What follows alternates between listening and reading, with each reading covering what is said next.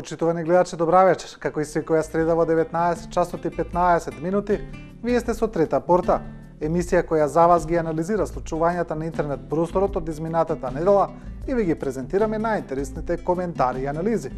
Во оваа емисија главна тема е речиси неизбежна, тоа се претседателските избори, почетокот на кампањата, а исто така ќе ја третираме и кампањата за парламентарните избори која треба да започне.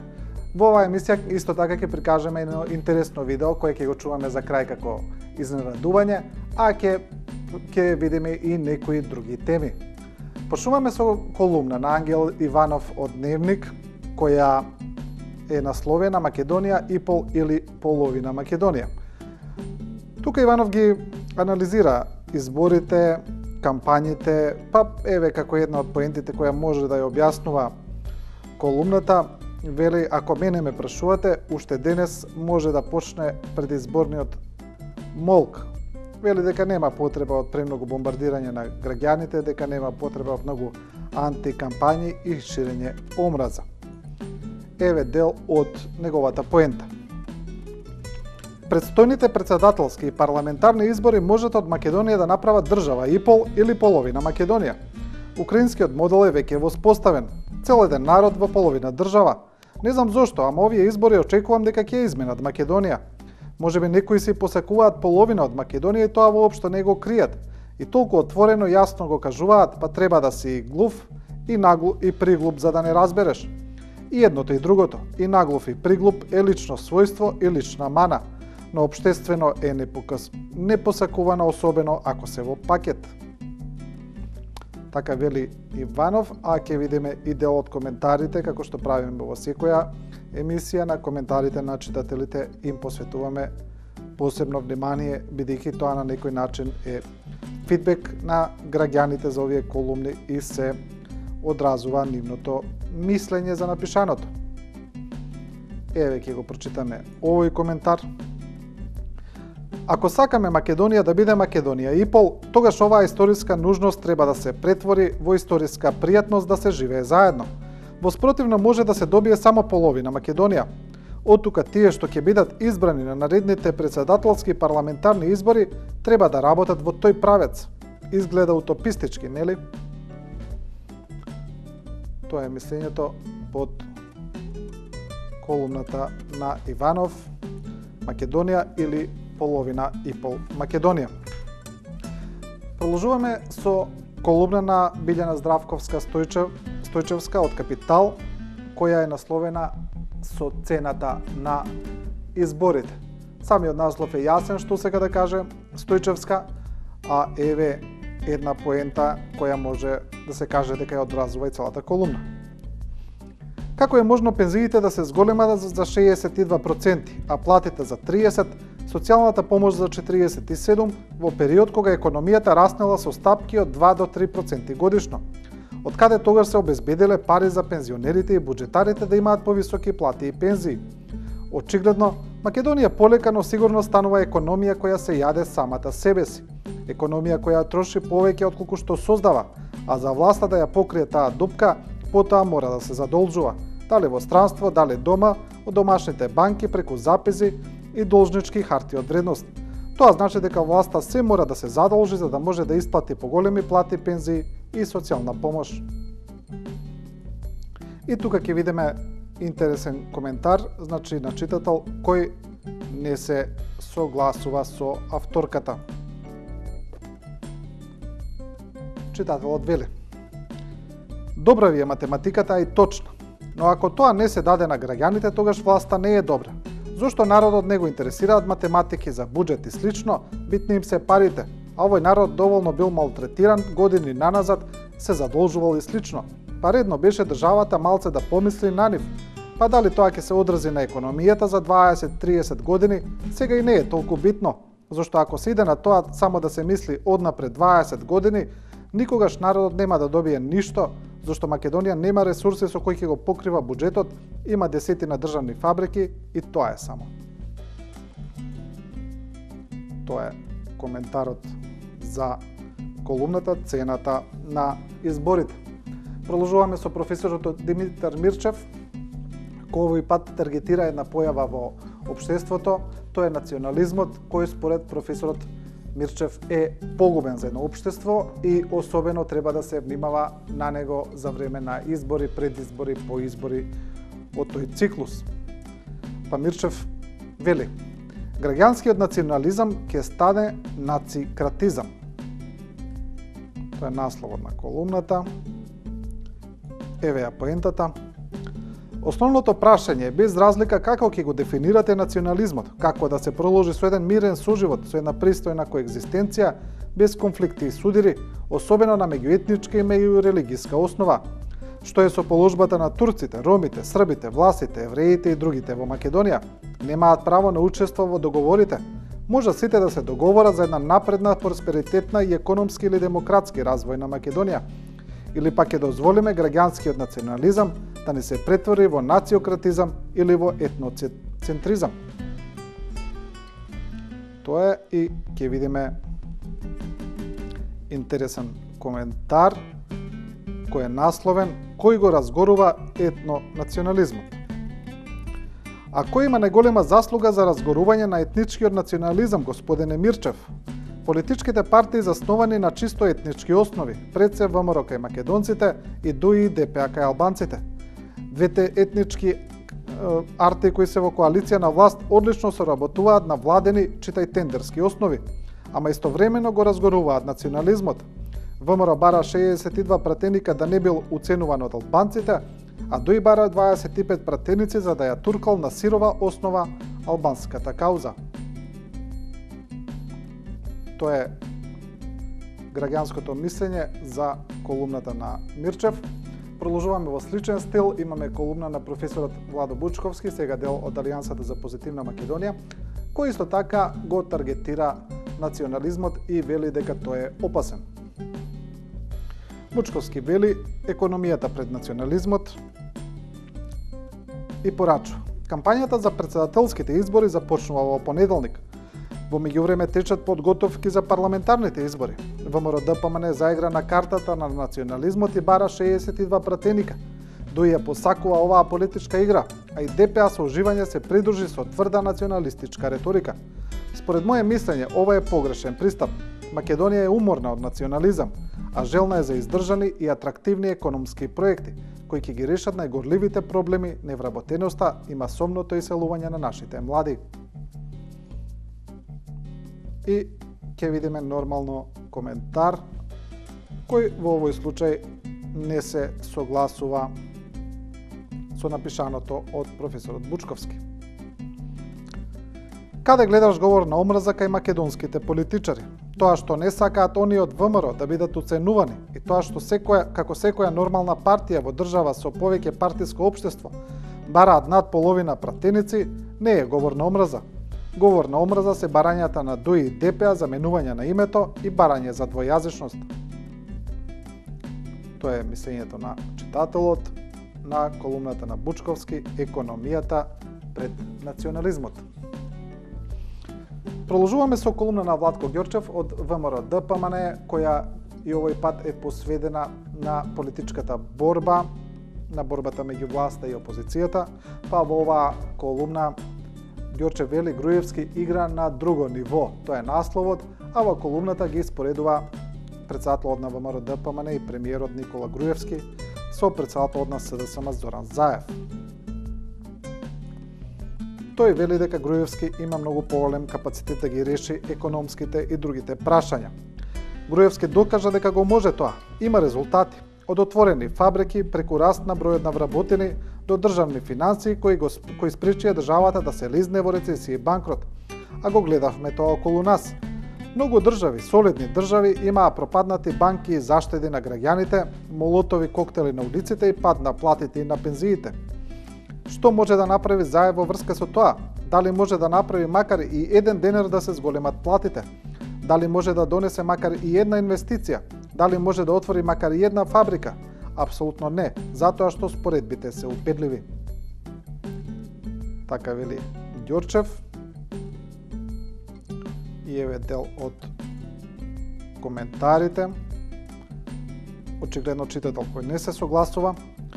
А оние што добиле инвитро со врски, доколку циклуси треба да гласаа за да го оправдаат добиеното, а верници се декларирате, со свеки се сликате.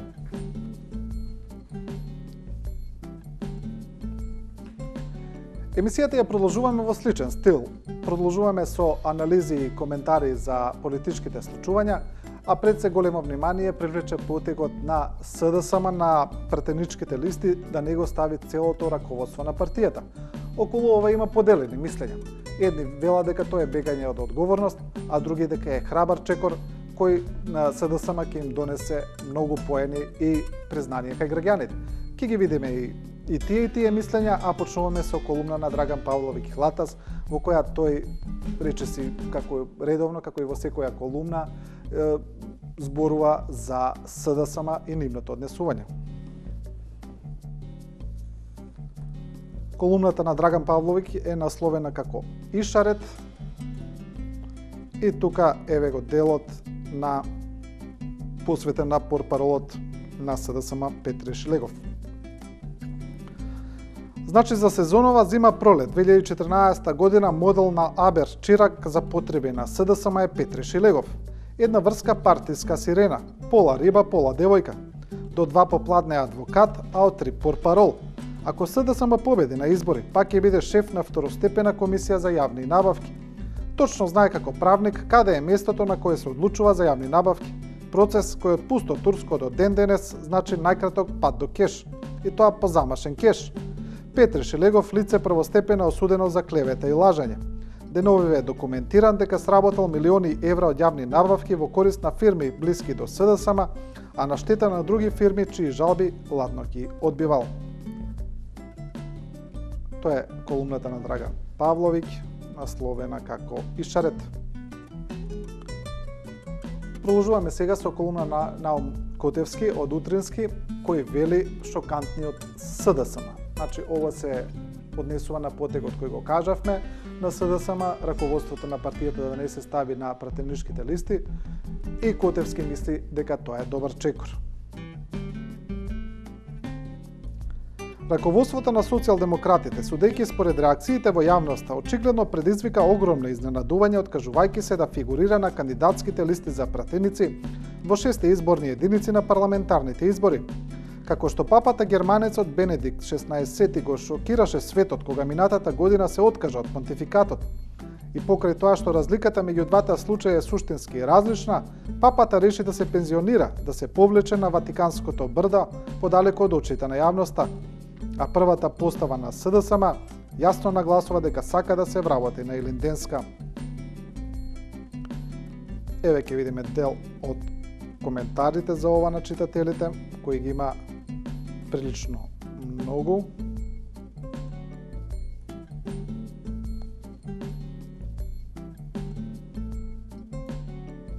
Еве еден вели вака. Овој потек на СДСМ можеби нема да даде резултат на овие избори, но во иднина секој ќе свати дека не е вечен и незаменлив. Ако ова се направеше пред 4 изборни сесии, сега веќе ќе имаше резултати. Доцна е за овие избори, но сигурно во иднина ќе се покаже добар потек, зашто се враќа надеж кај оние кои чекаа свој ред. И еве ќе видиме уште нешто.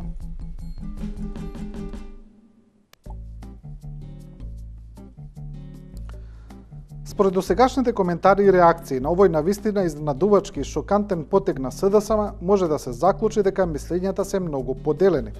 Додуша власта и поддржувачите на власта скоро и да ги нема со некои подтемелни коментари, што е знак дека и тие се доста изненадени, па интересно ќе биде како и колку брзо ќе се приспособат на новата ситуација. Еве дел од оние аналитичари кои редовно исто така ја таргетираат опозицијата. Тоа е аналитичарот Ивица Боцевски, кој според неговиот коментар на социјалната мрежа Facebook делува дека е изненаден од ова и вели: доколку наскоро не стигне демант на оваа вест или известување дека станува збор за пародија или дека некој ги хакнал сајтовите на про-СДСМ медиумите, тогаш изборите најверојатно веќе се завршени, затоа што СДСМ се откажува од активна борба. или станува збор за целосен раскин на партијата со здравата памет и губење на чувството за реалност, или пак тие повторно се подготвуваат за бојкот. Тоа е ставот на Боцевски. Ќе видиме дел од коментарите.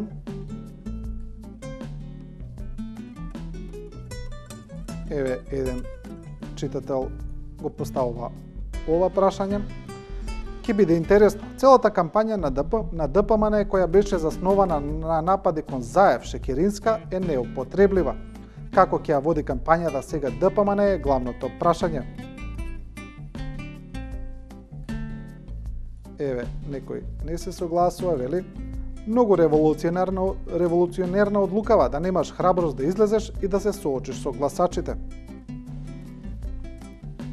Еве и одговор. Не се кријат за добитните фотели, за разлика од ДПМН кој ќе си постела до 7-8 место и да загубат пак се во парламентот.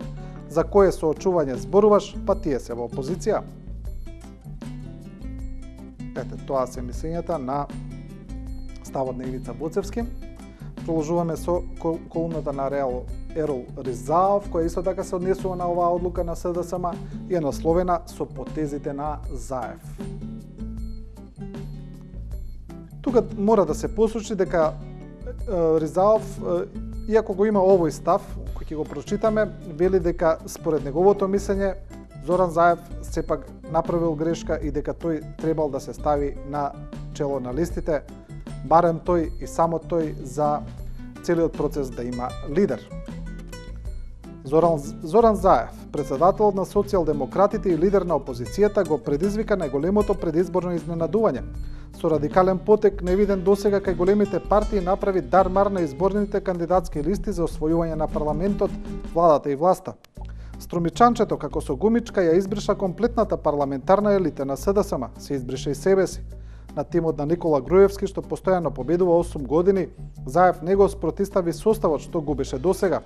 На тежок, калив терен со пристрасни судии, истрча нова екипа без големи звезди и имиња.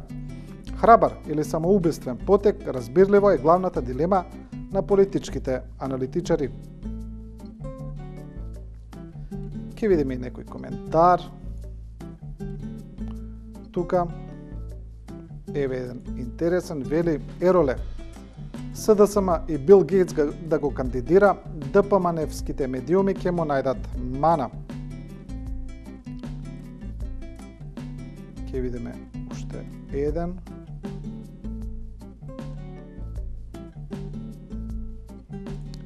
Заев го нема во првите редови одамна. Еднаш рече дека се спрема за премиер, а не за пратеник.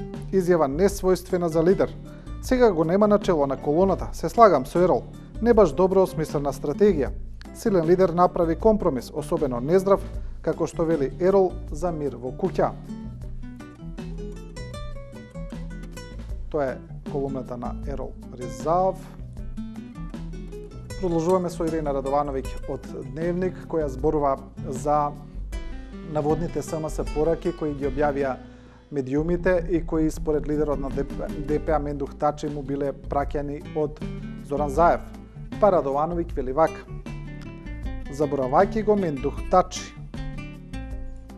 Лидерот на СДСМ стана препознатлив по своите непромислености и секогаш кога ќе помисли човек дека не може полошо, не може посмешно.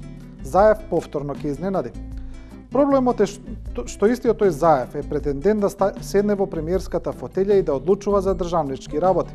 Прво, толкава наивност не е пожелна за председател на Куќен совет, а камоли за некој што сака да стане премиер.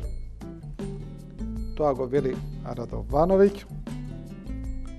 И одиме на уште еден Facebook статус, тоа е на аналитичарот Арсим Зеколи, кој таргетира еден еден интересен сегмент. Тука го анализира однесувањето на ДУИ и на нивниот повик на едно од трите челни места во државата да има албанец.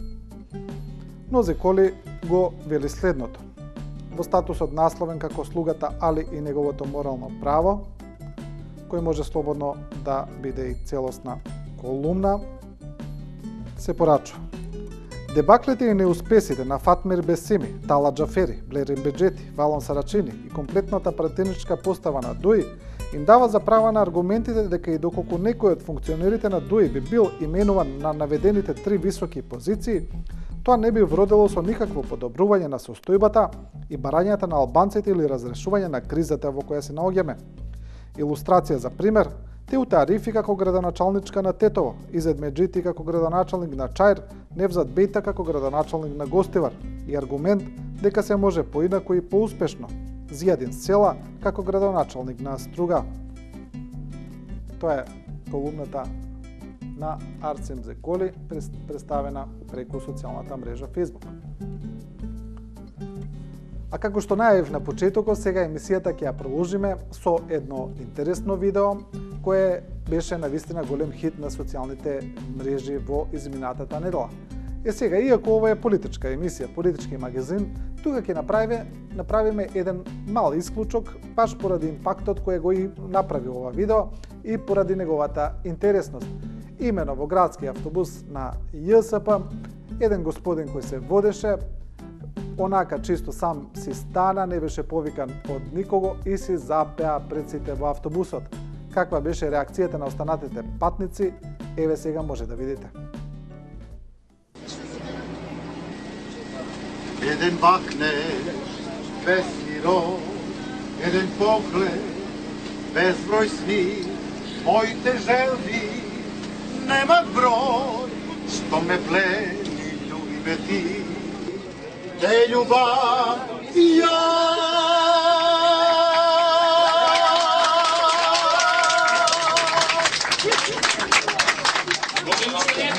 Како не бе деца, само кажете. Мајка на Марика думаше, Марике, керко Марике. Земи го керко Ѓоргија, Ѓоргија први бе крија. Навистина освежувачко видео, ова е и неочекуван потек и нешто не секојдневно, нешто невидено во автобусите на ЈСП, па може да се каже и во Скопје. Токму затоа и го пуштивме за да го види целата јавност и оние кои го пропуштиле. Сега продолжуваме со еден исто така голем настан од изминатата недела, а тоа е победата на Даниел Кајмаковски на балканското шоу X Factor. Значи, македонскиот представник победи, не верувам дека постои веќе некој што не го знае тоа, но на социјалните мрежи, на интернет имаше некои коментари околу неговата одлука да остане и да работи во Белград, а не во Скопје. А Кајмаковски, како што е познато, досега живееше во Виена, во Австрија. Па еве дел од коментарите околу ова. Значи, новинарот Петри Сарачини вели: Даниел решил да се пее кај оние што му го препознаат талентот и му ја укажаа шансата, по сали и стадиони пред илјадници публика. За тоа време нашите звезди, чии тиражи на албуми и публика не се мерадни во илјади, ќе имаат митинг, турнеи за политички партии, кои се уникатни по својот формат, имено додека по светот на турнеи во каравани се носи опремата, тука се носи и публиката. Тоа е коментарот на Петрица Рачини, ќе видиме еве дел и од коментарите на корисниците на Facebook. Делумно се согласувам. Фино си го склопил, ама дело дека го препознаа и му ја укажаа шансата, го препознавме сите. Дечкото ужива огромни симпатии дома, што е причина плюс кариерата да ја гради дома. Факт е дека овде нема леп, ама рајата го сака. Зошто тогаш матичната публика да му биде српската? Еве го одговорот на Сарачини. Борис, не знам дали знаеш, јас го напишав тоа, дечкото со години пробувал и тука, не е млад и надежен, има 30 години, оформен пејач. Се чудам како никоја од продукциите и авторите во Македонија не го открила досега, иако соработувал со неколку од нив, се обидувал на фестивали и така натаму. Тоа е коментарот на Сарачини. И со ова ќе ја завршиме емисијата со уште една колумна. Таа е насловена "Зошто не го препознавме Даниел?" Мислам дека насловот е сосема јасен, што сака да каже авторката Сонја Алексовска-Неделковска, која вели: Во српската престолнина најдена стучни луѓе и на публика што го препознаа неговиот талент. Сонот му стана реалност, сега конечно може да се рече, лесно е да ги заборавиме нештата што веќе не ни се потребни. А што треба да заборави Даниел? Дека овде во родната земја прво ти судат зашто не си фраер, што не се уклопуваш во скопската шема за да пееш на фестивал. Треба да фаќаш врски и да платиш 300 евра само да се појавиш на сцената. Зошто си дебитант? На стручњаците за музика не им е важно колку ти е распонот на гласот, туку колку им е длабок джебот на мајка ти и татко ти. Ете, тоа е коментарот на колумната. Зошто не го препознавме Даниел, со тоа ја завршуваме оваа емисија на Трета порта. Емисијата следете ја секоја среда во 19 часот и 15 минути. И не заборавајте, Трета порта не ви кажува како да размислувате, туку ви ја представува големата слика. Останете со програмата на 24 вести.